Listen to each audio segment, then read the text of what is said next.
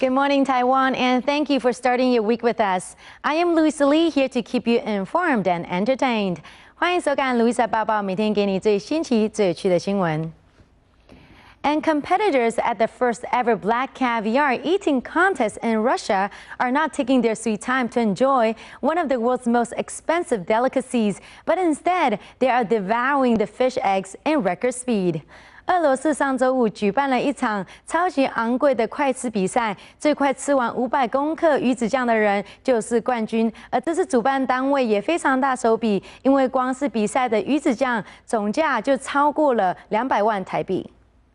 Russian caviar producers organized what they called the first ever black caviar speed eating world championship last Friday.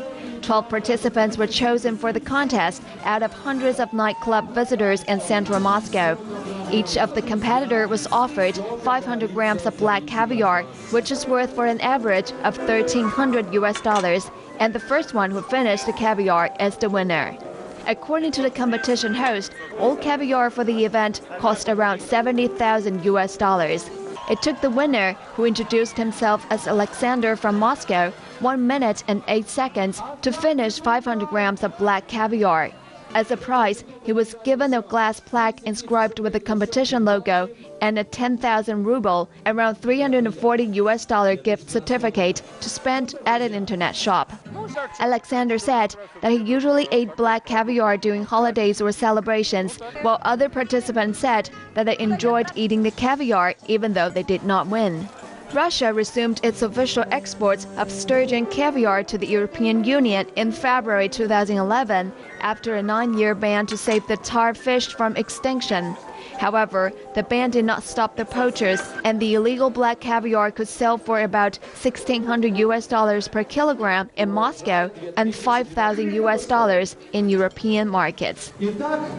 And now to other news. 3-time Oscar winner Jack Nicholson just added another candle to his cake as he celebrates his birthday for the 75th time.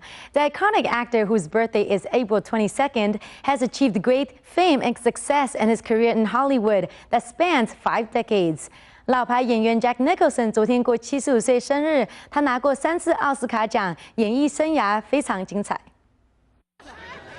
The Hollywood star has 12 Oscar nominations under his belt, making him the most nominated male in the history of Academy Awards. Nicholson has wowed the audience with many powerful roles and has been praised for portraying neurotic characters, including playing the crazed hotel caretaker Jack Torrance in the 1980 horror film The Shining and the psychotic villain, the Joker, in the 1989 Batman. If you could see inside, I feel crying. You might join me for a weep.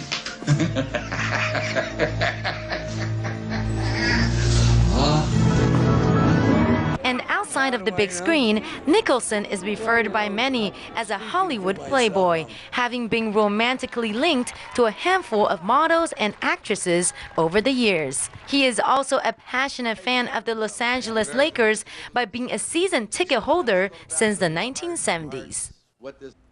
And also in the world of entertainment, the curtain will be going up soon for the 65th edition of the Cannes Film Festival, which promises a strong American presence this year.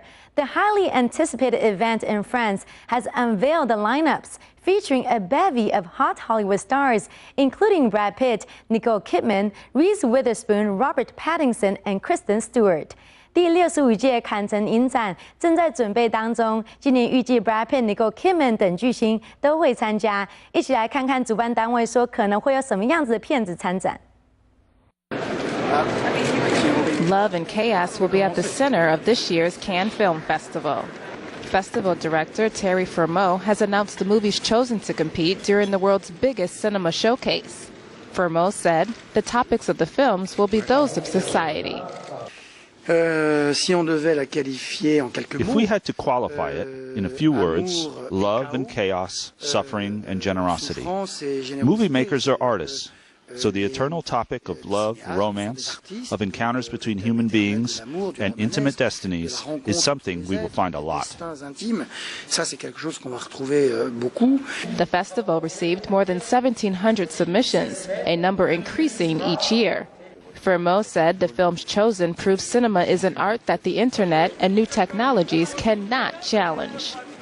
My point of view is not only the film we have, but with the films we have seen, and which is the proof of the good health of what cinema is, and still today, and even surrounded by the new images and by internet and by this new way to make films, is still something very specific and hard to do. This edition of the festival will once again be a mix of blockbusters and art films from 26 different countries. Newcomers this year are Syria, Jordan, and Puerto Rico, as American cinema makes a comeback with 4 films. This year's festival will honor Marilyn Monroe. And to another film fest, the Tribeca Film Festival opened last week with an upcoming romantic comedy, The 5-Year Engagement, starring Jason Segel and Emily Blunt as a couple who keeps pushing back their wedding date. 演员 Robert De Niro 创立的 Tribeca Film Festival 上周开幕，开幕片选的是 Jason Segel 跟 Emily Blunt 主演的喜剧《昏迷指数》，他们也都出席影展宣传新片。 The Tribeca Film Festival had a humorous start with a new romantic comedy, The 5-Year Engagement, in New York last week. As one of the over 80 movies being shown during the 12-day event, the feature film stars Jason Segel and Emily Blunt as an engaged couple who struggle to make it to the altar. The dual's on-screen chemistry is not just movie magic. Blunt and Segel have been friends for years and even lived down the street from each other. We're good pals, yeah. It's really nice because we got to bring a lot of our friendship to the screen, I think, and a lot of our in-jokes and stupid behavior. We kind of decided to be really open with it all, so it was fun. 5-Year Engagement kicks off the 11th edition of the Tribeca Film Festival, which was co-founded by actor Robert De Niro in 2002. For Segel, just the thought of coming in contact with Robert De Niro was overwhelming. It's overwhelming. I heard rumor that Robert De Niro might be here, and I think I might freak out. In addition to 5-Year Engagement, Blunt also has another film showing in this year's film festival, Your Sister's Sister, which is quite different from the 5-Year Engagement. Well, it's exciting because I think they're very different, and this is a big, raucous comedy, and the other one was a tiny movie, all improvised, made for no money. We shot it in 12 days, and so they're very diverse, which at least is a good thing. Blunt is not only using the opening night festivities as a way to promote her films, but it also gave her an excuse to play dress up. I quite like it because I like the whole spectacle of it. You know, it's so alien from my normal life, you know, because I'm just in jeans most of the time, and so for me, the press sign is kind of like dress up. Just hours before the premiere started, news of veteran TV host and producer Dick Clark's death was sweeping Hollywood. Several stars, including Robert De Niro and documentary filmmaker Michael Moore, commented on Clark's death. It's life and it's sad.